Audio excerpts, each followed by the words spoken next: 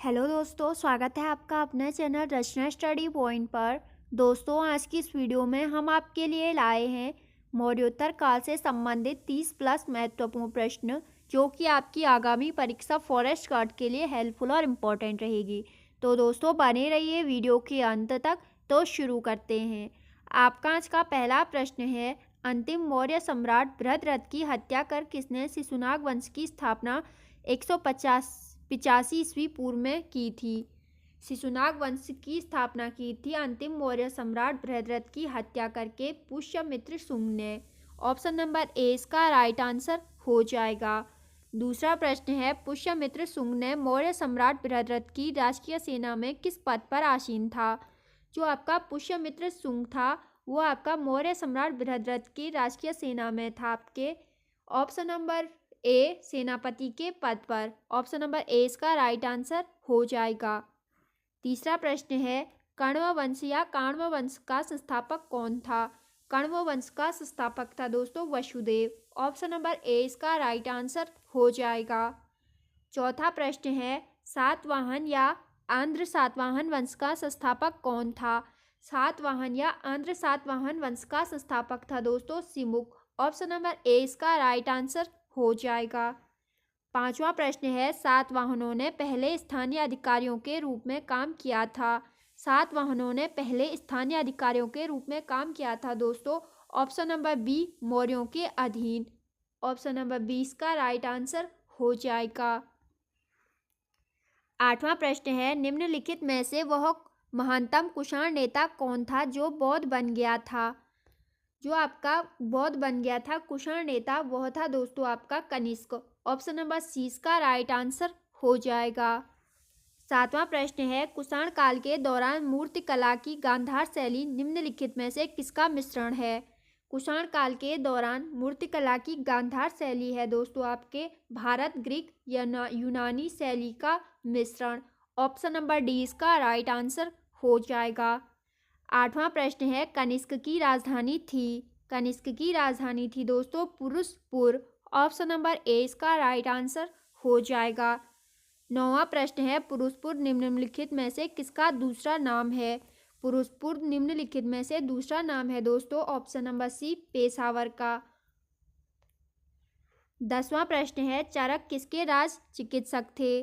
चरक थे दोस्तों आपके ऑप्शन नंबर डी कनिष्क के राज चिकित्सक। 11वां प्रश्न है, तक्षशिला के प्रसिद्ध स्थल होने का कारण था। तक्षशिला के प्रसिद्ध स्थल होने का मुख्य कारण था दोस्तों गांधार कला। ऑप्शन नंबर सी का राइट आंसर हो जाएगा। 12वां प्रश्न है, भारत में सर्वप्रथम स्वर्ण मुद्राएं किसने चलाई? भारत में सर्वप्रथम स्वर्ण मुद्राएं चलाई थी दोस्तों इंडो बैक्ट्रियन ने। ऑप्शन नंबर 20 का राइट आंसर हो जाएगा। नेक्स्ट है, किस संग्रहालय में कुषाण कालीन मूर्तियों का संग्रह अधिक मात्रा में है? दोस्तों आपके ऑप्शन नंबर ए मथुरा संग्रहालय में कुषाण कालीन मूर्तियों का संग्रह अधिक मात्रा में है। 14वां प्रश्न है, निम्नलिखित में से किसने सोने के सर्वाधिक शुद्ध सिक्के जारी किए? कुषाण ने सोने के सर्वाधिक शुद्ध सिक्के जारी किए थे। नेक्स्ट है, सातवाहनों के समय मुद्रा में मुद्रा सर्वाधिक किस धातु के बने? सातवाहनों के समय मुद्रा सर्वाधिक बने थे सीसा धातु के। ऑप्शन नंबर ए इसका राइट आंसर हो जाएगा। नेक्स्ट है, निम्नलिखित में से कनिष्क के समकालीन कौन थे? कनिष्क के समकालीन थे नागार्जुन, अश्वघोष और वसुमित्र। ऑप्शन नंबर 20 का राइट आंसर हो जाएगा। 17वां प्रश्न है, किस वंश के शासकों ने ब्राह्मणों एवं बौद्ध भिक्षुओं को कर मुक्त भूमि या गांव भूमि अनुदान देने की प्रथा प्रारंभ की थी? यह प्रथा प्रारंभ की गई थी दोस्तों सातवाहनों के द्वारा। 18वां प्रश्न है, भारतीय रंगमंच में यवनिका पर्दा का शुभारंभ किसने किया? भारतीय रंगमंच में पर्दा का शुभारंभ किया था दोस्तों ऑप्शन नंबर सी यूनानियों ने। 19वां प्रश्न है, भारतीयों के महान रेशम मार्ग सिल्क रूट किसने प्रारंभ कराया? भारतीयों के लिए महान रेशम मार्ग आरंभ किया था दोस्तों कनिष्क ने। 20वां प्रश्न है, निम्नलिखित में से किसने बड़े पैमाने पर स्वर्ण मुद्राएं सोने की मोहर चलाई थी? जिसमें इनमें से आपकी स्वर्ण की मुद्राएं या स्वर्ण की मोहर चलाई थी सर्वाधिक? ऑप्शन नंबर सी, कुषाण शासकों ने। 21वां प्रश्न है, चरक और नागार्जुन किसके दरबार की शोभा थे? चरक और नागार्जुन थे कनिष्क के दरबार की शोभा। 22वां प्रश्न है, शक संवत का प्रारंभ किस सम्राट के शासनकाल में 78 ईस्वी में हुआ था? शक संवत का प्रारंभ हुआ 78 ईस्वी में, और इसका प्रारंभ हुआ था दोस्तों आपके कनिष्क सम्राट के शासन काल में। 23वां प्रश्न है, तक्षशिला विश्वविद्यालय स्थित था? तक्षशिला स्थित था आपका पाकिस्तान में। नेक्स्ट है, प्राचीन काल में कलिंग का महान शासक कौन था? प्राचीन काल में कलिंग का महान शासक था दोस्तों आपका ऑप्शन नंबर सी, खारवेल।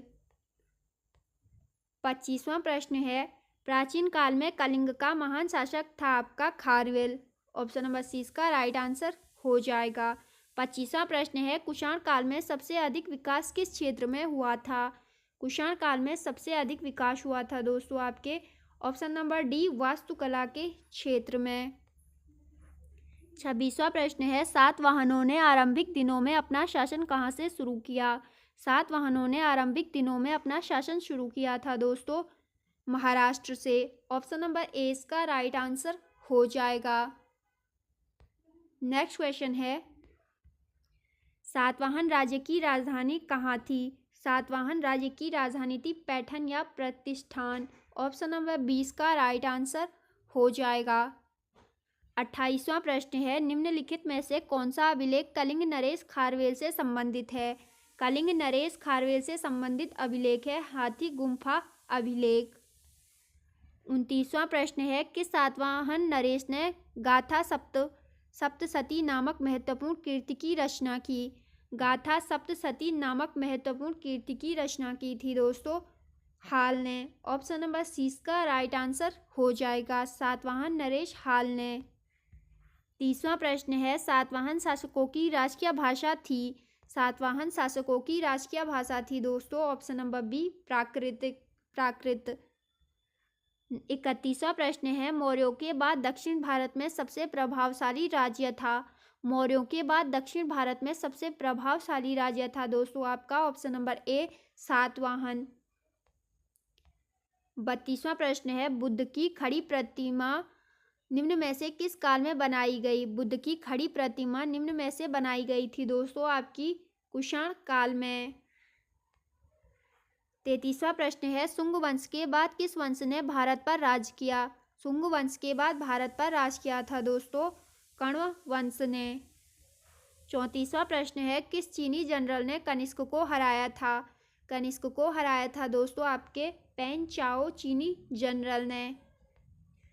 35वां प्रश्न है और आज का आखिरी प्रश्न है, उत्तरी तथा उत्तरी पश्चिम भारत में सर्वाधिक संख्या में तांबे के सिक्कों को जारी किया था? उत्तरी तथा उत्तरी पश्चिम भारत में सर्वाधिक संख्या में तांबे के सिक्कों को जारी किया था दोस्तों आपका कुषाणों ने। ऑप्शन नंबर 20 का राइट आंसर हो जाएगा। 36वां प्रश्न है, जो कला शैली और भारतीय ग्रीक यूनानी शैली का सम्मिश्रण है उसे कहते हैं? जो कला शैली आपकी भारतीय ग्रीक और यूनानी शैली का सम्मिश्रण है उसे कहते हैं दोस्तों आपका गांधार शैली। ऑप्शन नंबर सी का राइट आंसर हो जाएगा। तो दोस्तों ये थी आपकी आज की इम्पोर्टेंट वीडियो। आई होप आपको वीडियो पसंद आई होगी। वीडियो पसंद आई तो एक लाइक कर देना, चैनल पर नए तो सब्सक्राइब कर देना। Okay, thank you.